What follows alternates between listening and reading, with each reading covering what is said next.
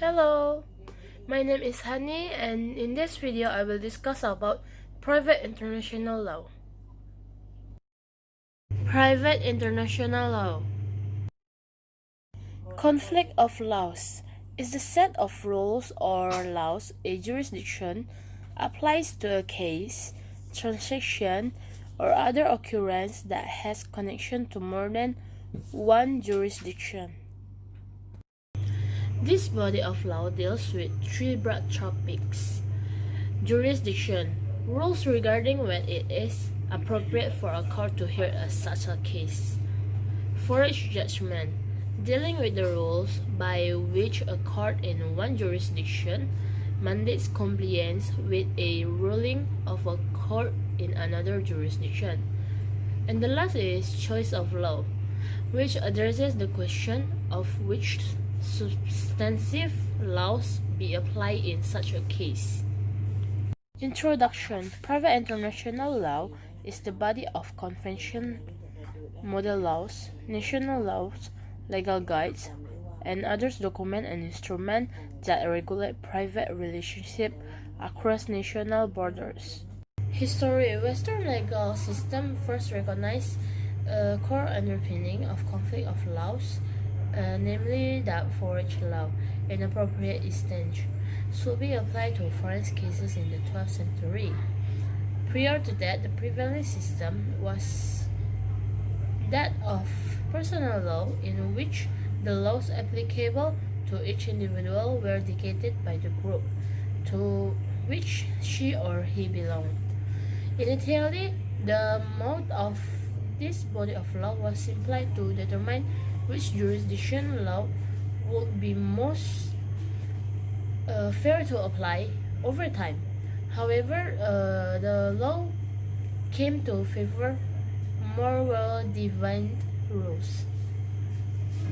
These rules were systematically summarized by law professor Bertolus de Sessoferrato in the middle of the 14th century, a word that came to be repeatedly for the next several centuries. Later in the 17th century, several Dutch legal scholars, including Christian Rosenberg, Paulus Vogt, Johannes Vogt, and Ulrich Haber, further expanded the jurisprudence of conflicts of laws. Their key conceptual contributions were twofold. First, nations are wholly sovereign within their borders and therefore cannot be compelled to enforce foreign law in their own courts. Second, in order of international conflicts of law to work rationally, a nation must exercise comity in enforcing others' laws because it is the mutual interested to do. The first international meeting on the topic took place in Lima in 1887 and 1888. Delegates from 5 South American countries attended, but failed to produce an enforceable agreement. The first major multilateral agreements on the topic of conflict of laws arose from the first South American Congress of Private International Law, which was held in Montevideo from August 1888 to February 1889. The 7 South American nations represented at the Montevideo Conference agreed on 8 treaties, which broadly adopt the ideas used for Friedrich Karl von Schevinitz, determining applicable law on the basis of 4 types of factual relation: domiciles, location of object, location of transaction, and location of court. Soon after, European nations gathered for a conference in The Hague organized by Tobias Escher in 1893. This was followed by successive conferences in 1894, 1900, and 1904. Like their counterparts in Montevideo, this conference produced several multilateral agreements on various topics, within conflict of laws. Thereafter, the pace of this meeting slowed, with the next convention occurring in 1925 and 1928. The seventh meeting at The Hague occurred in 1951, at which point a 16 involved states established a permanent institution for international collaboration on conflict of laws issues. The organization is known today as the Hague Conference on Private International Law.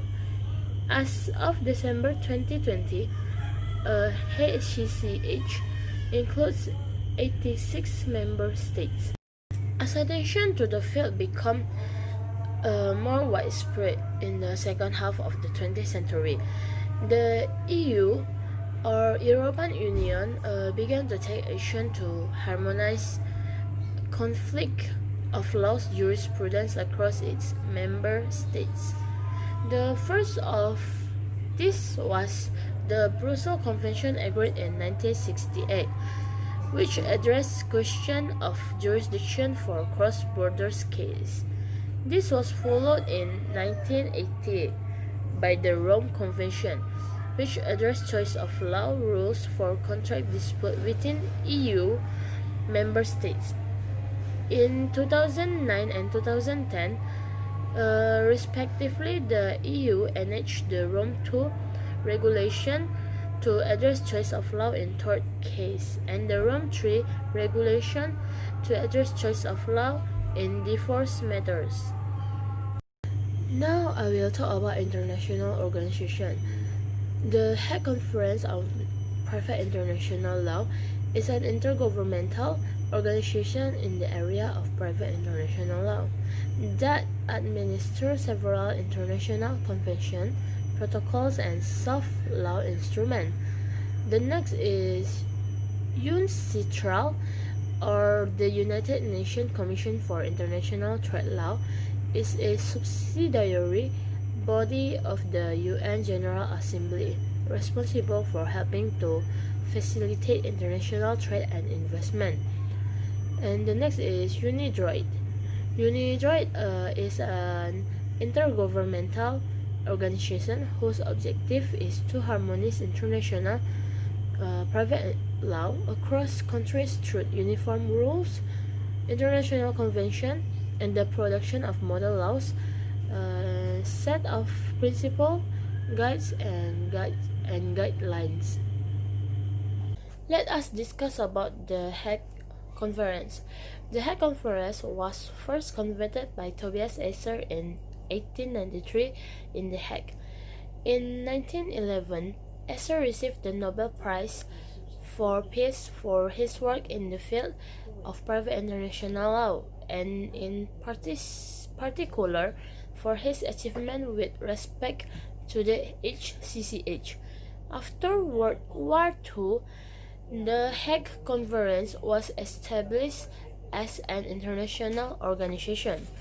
The Hague Convention of 1899 and 1907 were the first multilateral treaties that addresses the conduct of warfare and were largely based on the Labor Code, which was signed and issued by U.S. President Abraham Lincoln to the Union Force of the United States on 24 April 1863 during the American Civil War.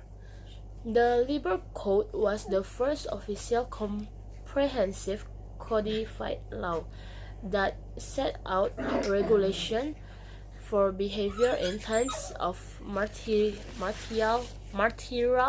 law, protection of civilian property, and punishment of transgressions, deserters, prisoners of wars, hostages and pillaging, partisans, spies, truces, and prisoner exchange, peril of former rebel troops, the condition of any armistice, and a respect for human life.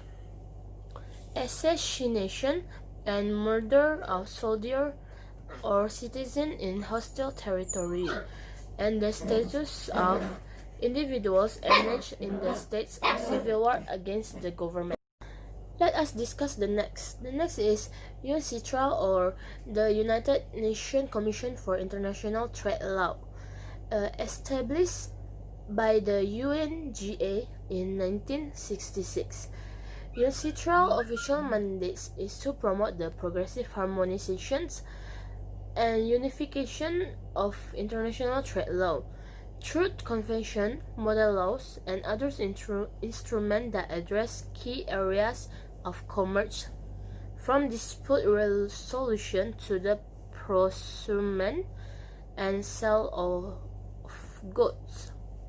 The history. When world trade began to expand dramatically in the 1960s, national governments began to realize the need for a global set of standards and rules to harmonize national and regional regulation, which until then governed international trade. The membership. UNCITRAL original membership comprised 29 states and was expanded to 36 in 1973 and again to 60 in 2004. Member states of UNCITRAL are representing different legal traditions and levels of economic development, as well as different geographic regions. States include 12 African states, 15 Asian states, 18 European states, 6 Latin America and Caribbean states, and 1 Oceania states. The Commission member states are elected by the General Assembly. Membership is structured so as to be representative of the world's various geographic regions and its principal economic and legal systems. Members of the Commission are elected for terms of 6 years, the terms of half the member expiring every 3 years. Okay, the last discussion, let us discuss about UNIDROIT, or International Institute for the Unification of Private Law. Established in 1926 as part of the League of Nations, it was re-established in 1940, following the League's dissolution through a multilateral agreement, the UNIDROIT Statute. As at 2019, UNIDROIT has 63 member states. How about the seat? The seat of UNIDROIT is in Rome, Italy, between Via Nazionale and Via Panisperna, occupying the Villa Aldobrandini, a 17th century princely villa that borders the Pontifical University of Saint Thomas Aquinas Angelicum to the south. So, if we talk about the seat, how about the membership? State become member through according to its statute. The 63 members are, I just explained some of them. Yeah. There is Argentina, Australia, Austria, Belgium, Bolivia, Bulgaria, Brazil, Canada, and China. Thank you for watching this video, and sorry if I have mistake in my pronunciation.